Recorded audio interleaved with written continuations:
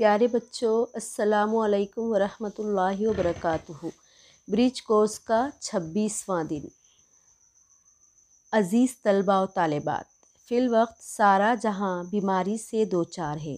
ایسے ناگزیر حالات میں بھی ہم نہم جماعت کی درسی کتاب کے سبق بخار سے لیے گئے اقتباس کا مطالعہ کر کے دی گئی سرگرمیوں کو حل کریں گے۔ آؤ اہلیت پیدا کریں۔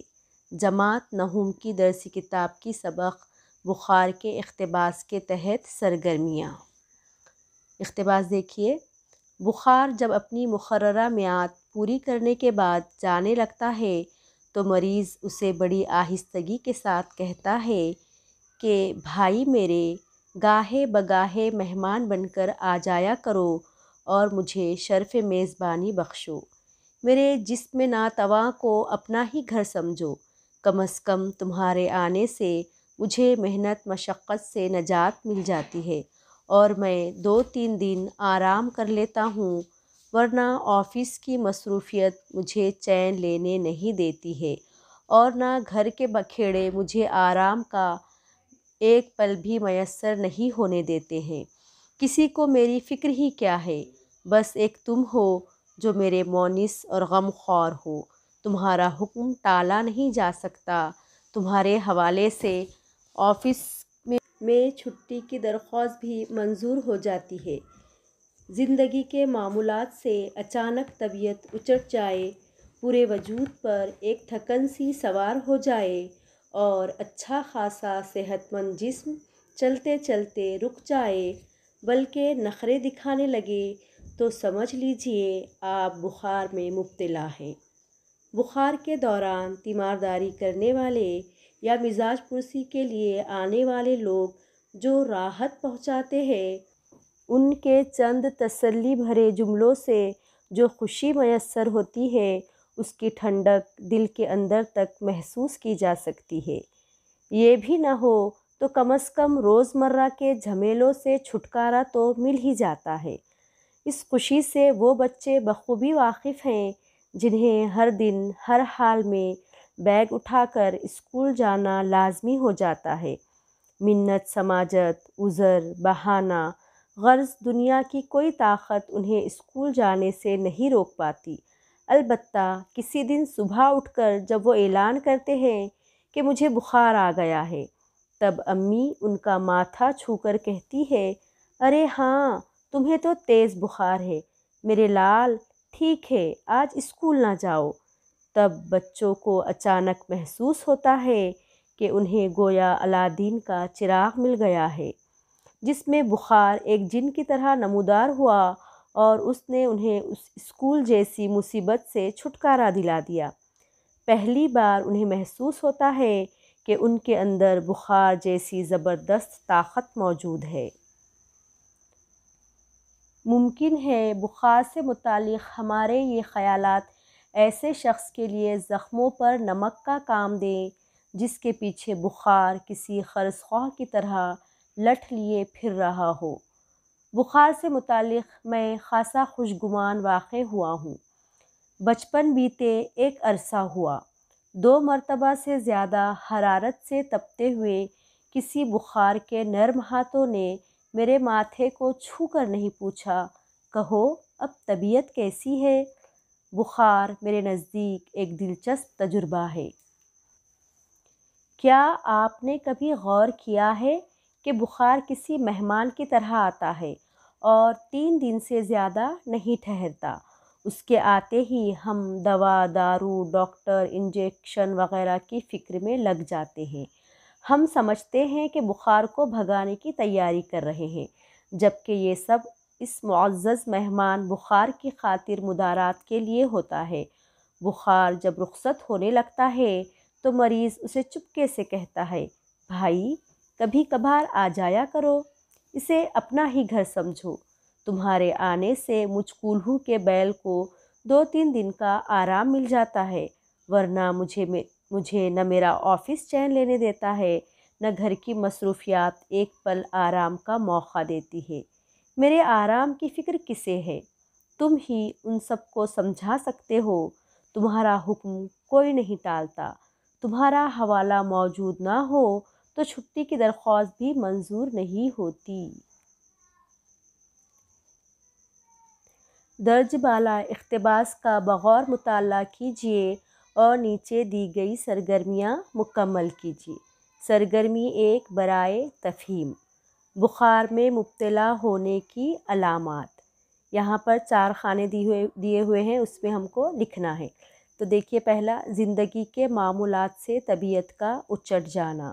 دوسرا، پورے وجود پر تھکن سوار ہونا۔ تیسرا، جسم کے نخرے دکھانے لگ جانا۔ چوتھا، اچھے بھلے صحت مند جسم کا چلتے چلتے رک جانا۔ بخار کے جاتے وقت مصنف کی بخار سے درخواست کو اپنے لفظوں میں لکھیے۔ یہ جواب یہاں پر دیا ہوا ہے۔ بخار جب اپنی مقررہ میعاد پوری کرنے کے بعد جانے لگتا ہے تو مریض اسے بڑی آہستگی سے کہتا ہے کہ بھائی میرے، گاہے بگاہے مہمان بن کر آ جایا کرو اور مجھے شرف میزبانی بخشو۔ میرا جسم ناتواں کو اپنا ہی گھر سمجھو۔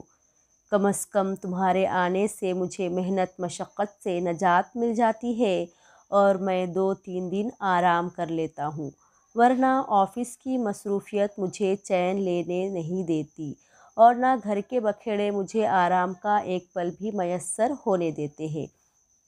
کسی کو میری فکر ہی کیا ہے، بس ایک تم ہو جو میرے مونس اور غم خوار ہو۔ تمہارا حکم ٹالا نہیں جا سکتا۔ تمہارے حوالے سے آفس میں چھٹی کی درخواست بھی منظور ہو جاتی ہے۔ سرگرمی نمبر 3، آپ بھی کبھی بخار میں مبتلا ہوئے ہوں گے تو اس وقت آپ کو جو تجربات پیش آئے ہیں ان کے بارے میں لکھیے۔ یہ آپ خود سے لکھیے، یہ آپ کو جو بھی تجربات پیش آئے ہیں بخار کے دوران تو وہ آپ نے خود سے لکھنا ہے، ٹھیک ہے؟ اس کے بعد دیکھیے سرگرمی نمبر 4،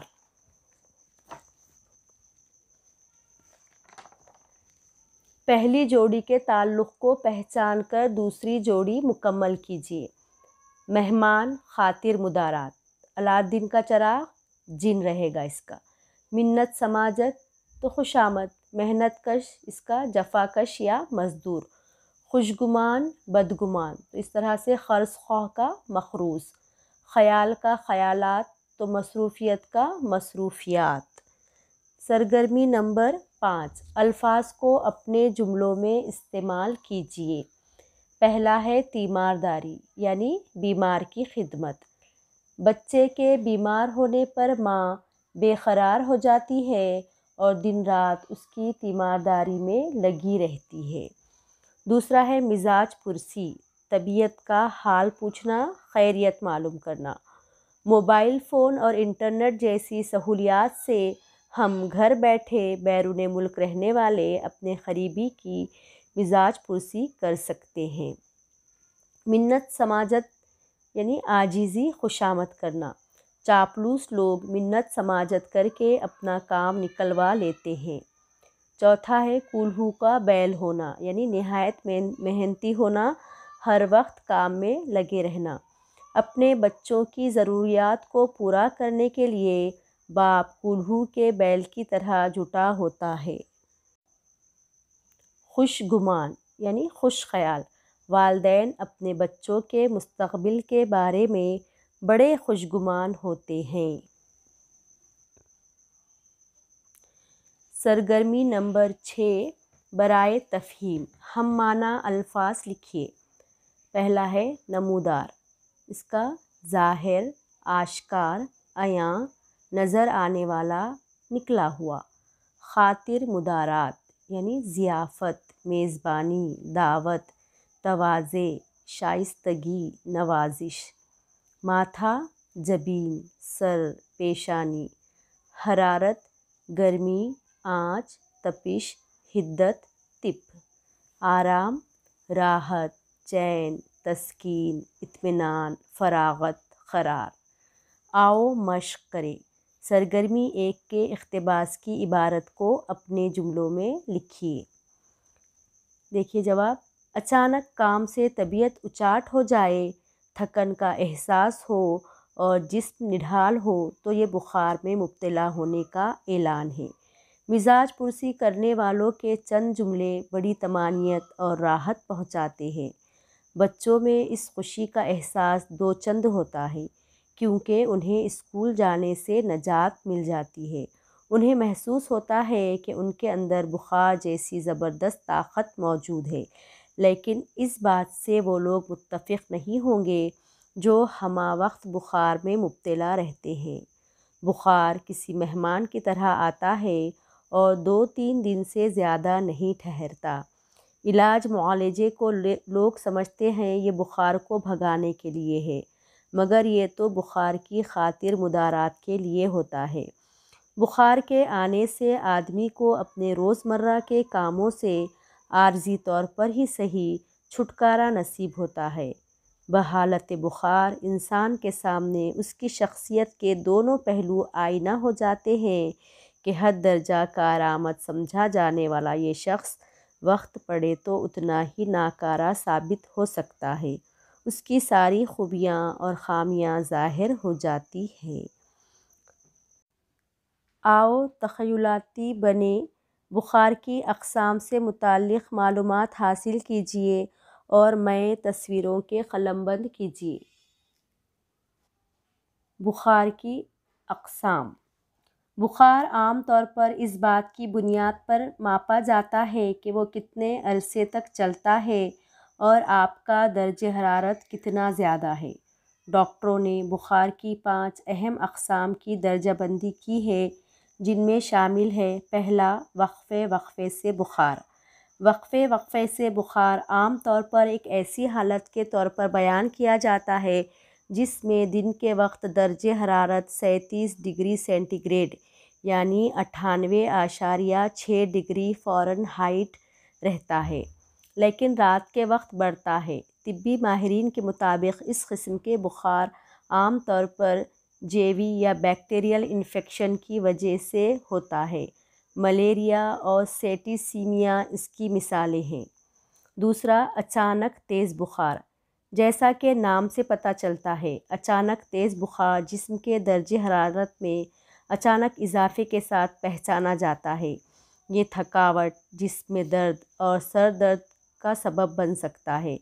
مثال کے طور پر ڈینگی بخار اچانک تیز بخار کا سب سے زیادہ تسلیم شدہ ساتھی ہے۔ یہ ایک طبی حالت ہے جس کے دوران جسم کا درجہ حرارت برائے نام سطح سے اوپر رہتا ہے، لیکن 1 ڈگری سینٹی گریڈ سے زیادہ اتار چڑھاؤ نہیں کرتا۔ ٹائیفائڈ بخار اس کی مثال ہے، نیمونیا اور یورین انفیکشن۔ چوتھا، بخار۔ یہ مسلسل بخار سے ملتا جلتا ہے کیونکہ دن بھر جسم کا درجہ حرارت زیادہ رہتا ہے، تاہم مؤخر الذکر کے برعکس اس کی حالت میں 1 ڈگری سینٹی گریڈ سے زیادہ اتار چڑھاؤ کر سکتا ہے۔ یہ عام طور پر بیکٹیریا کے انفیکشن جیسے بروسیلوس کا نتیجہ ہوتا ہے، یا ایک طبی حالت جو انفیکٹیو اینڈروکارڈائٹس کہلاتی ہے، جو دل کے اندرونی اتھکوں یعنی ٹشوز میں سوجن کا سبب بنتی ہے۔ ریمیٹک بخار۔ یہ بخار اسٹریپٹوکوکل بیکٹیریا کی وجہ سے ہوتا ہے۔ طبی ماہرین کے مطابق بیکٹیریا ابتدائی طور پر گلے میں انفیکشن کا سبب بنتا ہے۔ اگر اس کا علاج نہ کیا گیا تو یہ تکلیف دہ بخار کا باعث بن سکتا ہے۔ ٹونسلز اور زبان پر سفید دھبے، سر درد کے ساتھ سوزش وغیرہ ریمیٹک بخار کی کچھ علامات ہیں۔